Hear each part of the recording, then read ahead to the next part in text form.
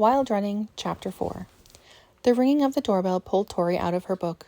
She'd been reading for hours, curled up in the window seat on the main level, and had gotten drawn into the romance. She dog-eared the page she was on and put the book down to answer the door. "Hello," she greeted April's parents politely. "I'm Tori Dashwood. Welcome to Wild Running." "Thank you, Tori. I'm Haley, and this is my husband, Jerry," April's mom introduced. "Come on in. I'll get April," Tori said, and stepped aside to allow the couple to enter with their things.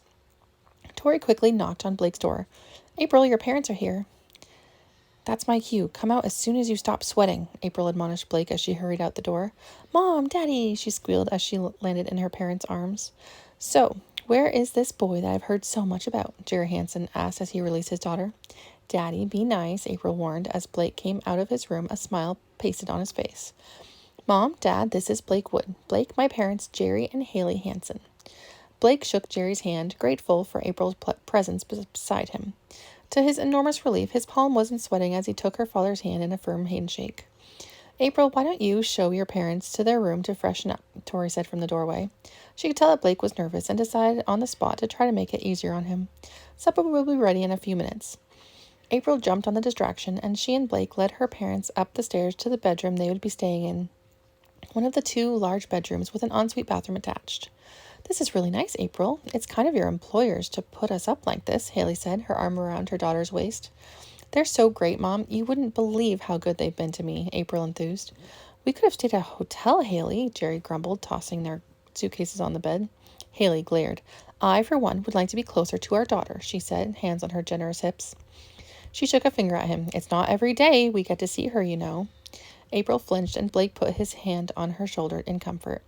It was a tense and rather awkward situation, and Blake wasn't sure how to diffuse it.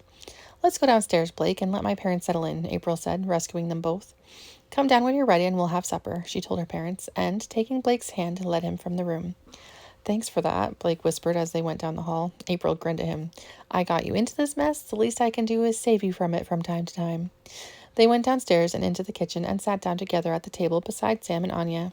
"They settling in okay?" Tori asked as she started setting the table with help from Courtney. April took a deep breath and shrugged. "As well as can be expected, I guess." They chatted quietly together while they waited, and as soon as Haley and Jerry entered, Sean served up the burgers, hot dogs, and homemade fries he and Tori had cooked up. Anya said her usual prayer of thanks, and they all dug in. "So, Blake, what is it exactly that you do around here?" Jerry asked with fatherly concern before taking a large bite out of the hamburger. He wouldn't admit it, but it was probably the best he'd ever tasted.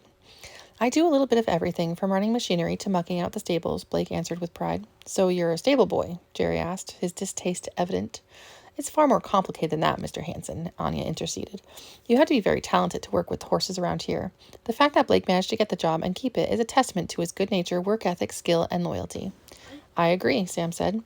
"You agree with everything Anya says," Sean says with a grin. "I have to deny that. I disagreed with her just the other day," Sam replied with a responding grin.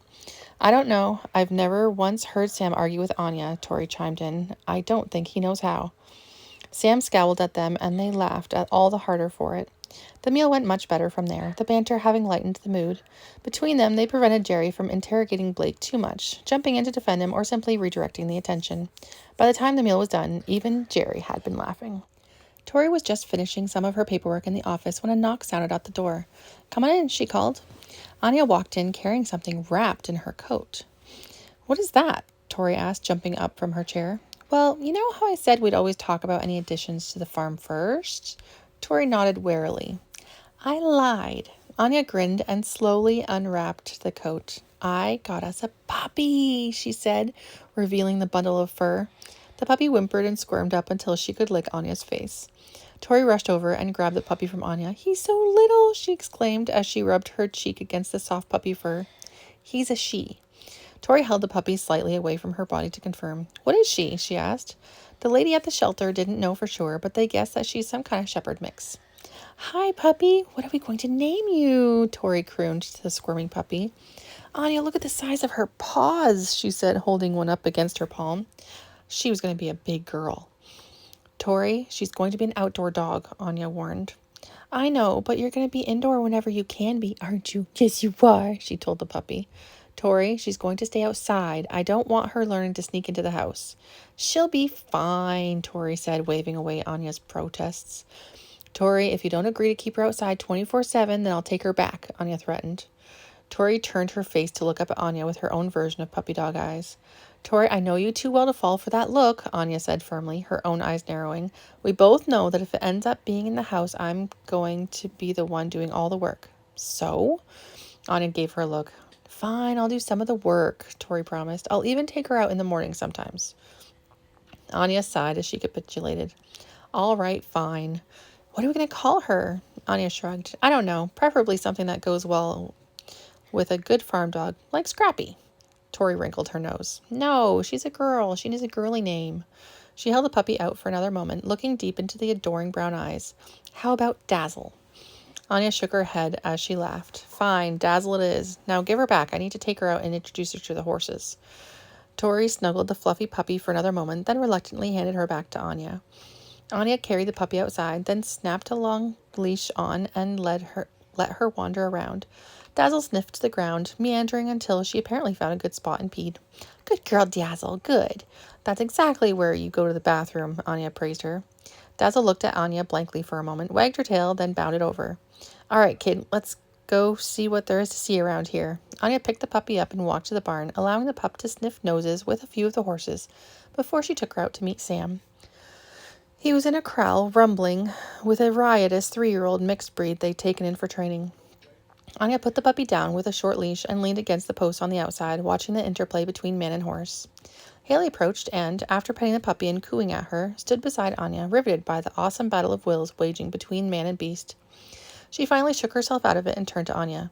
Anya, is there a horse I can use for a nice long trail ride? She asked.